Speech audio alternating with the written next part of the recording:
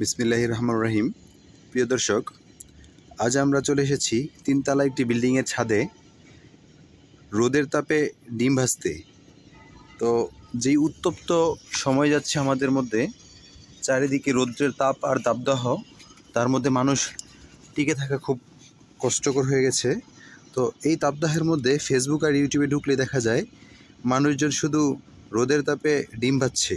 তো আসলেই কি রোদের তাপে ডিম ভাজা যায় কি না, সেটা আজ প্রমাণ করার জন্য আমরা আজ এসেছি তিনতলার ছাদের উপরে।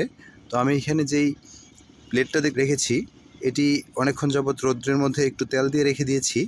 তো এখন এই প্লেটের মধ্যে ডিমটি ভেঙে ভাজি হতে দেখব কতক্ষণ লাগে ডিম ভাজতে। বিসমিল্লাহির রহমানির রহিম। প্রিয় দর্শক, আসসালামু আলাইকুম। আমরা আজ চলে এসেছি তিনতলা একটি বিল্ডিংয়ের ছাদে। আমার সামনে দেখতে পাচ্ছেন আপনারা একটি প্লেট রাখা, প্লেটের মধ্যে একটি স্টিলের প্লেট। এই প্লেটের মধ্যে কিছুটুক তেল দেওয়া আছে, আর হচ্ছে একটি ডিম দেখতে পাচ্ছেন।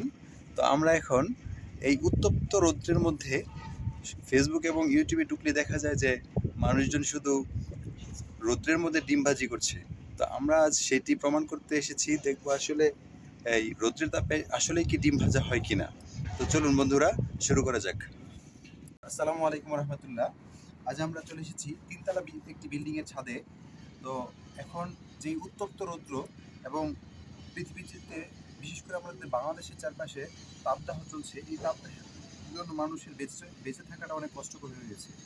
তো এখন ফেসবুক এবং ইউটিউবে ঢুকলেই দেখা যায় চারিদিকে শুধু মানুষজন রৌদ্রের মধ্যে রৌদ্রের তাপে ডিম ভাজি করছে। তো আমরা সেই জন্যই এটি প্রমাণ করতে এসেছি আসলে কি রৌদ্রের তাপে ডিম ভাজি করা যায় কিনা। তো আমরা এই জন্য নিয়েছি একটি স্টিলের পাত্র। এই পাত্রটি আমি অনেকক্ষণ যাবৎ একটু তেল দিয়ে তারপর রৌদ্রে রেখে দিয়েছি। আর নিয়ে এসেছি একটি ডিম, একটু লবণ, আর হচ্ছে এটাতে আমি ডিম ভাঙবো। তো চলুন আমরা দেখি আসলে রৌদ্রের তাপে ডিম ভাজি হতে কতক্ষণ সময় লাগে।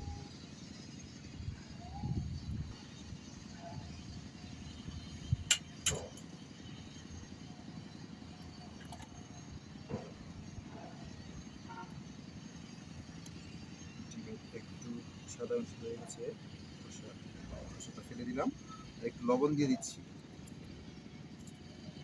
হয়তো আবার ডিমটা ভালো লাগবে না, একটু লবণ দিয়ে দিলাম, ডিমটা নেড়ে নিচ্ছি।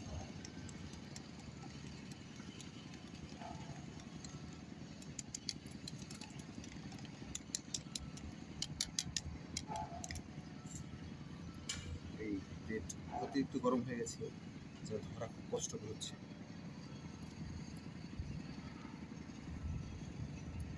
বিসমিল্লাহির রহমানির রহিম।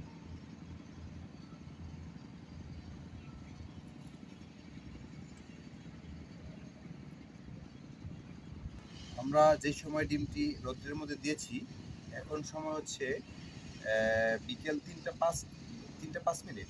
তো আমরা অপেক্ষা করি এবং দেখি আসলে কতক্ষণ লাগে ডিমটি ভাজি হতে। প্রিয় দর্শক, আমরা ফিরে এসেছি ডিমটি রৌদ্রের তাপে দেওয়ার ঠিক 30 মিনিট পর। তো এই পর্যায়ে ডিম ভাজি হওয়ার কিছুটা কাছাকাছি পর্যায়ে চলে গেছে। ডিমের যে কাঁচা অংশ তা প্রায় শুকিয়ে যাচ্ছে। তো 30 মিনিট পরের অবস্থা হচ্ছে এরকম। তো আমরা আরও কিছুক্ষণ অপেক্ষা করব আর দেখব যে আসলে কিছুক্ষণ পর ডিমের কী অবস্থা হয়। প্রিয় দর্শক, এ পর্যায়ে চলে আসলাম আমরা ডিমটি রোদের তাপে দেওয়ার ঠিক 1 ঘন্টা 5 মিনিট পর। তো রোদের তাপে দেওয়ার 1 ঘন্টা 5 মিনিট পর দেখুন ডিমের যে অবস্থা। আসলে যদিও ডিম ভাজা হয়নি, কিন্তু আসলে দেখুন রৌদ্রের যে তাপদাহ, এই তাপদাহে এই ডিমটি ঠিক ভাজা হওয়ার পর্যায়ে চলে গেছে। তো আসলে মানুষ যারা জীবিকা নির্বাহের প্রয়োজনে কর্মস্থলে ঘর থেকে বাইরে বেরিয়ে কাজ করে, তাদের জীবনটা কত দুর্বিষহ, কত কষ্টকর। প্রিয় দর্শক, এখন আপনারা দেখতে পাচ্ছেন রোদের তাপে ডিম দেওয়া ঠিক 1 ঘন্টা 5 মিনিট পরের দৃশ্য। তো ডিমটি যদিও পুরোপুরি ভাজা হয়নি, তারপরও ডিমের যে অবস্থা, ডিমের সেই কাঁচা অংশ শুকিয়ে গেছে।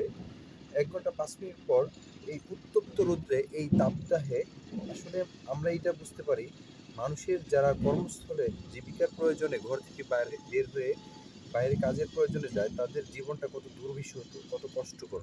তো আসলে চলুন আমরা আল্লাহর কাছে দোয়া করি, আল্লাহ যেন আমাদেরকে এই অসহ্য তাপদাহ থেকে হেফাজত করে এবং রক্ষা করে।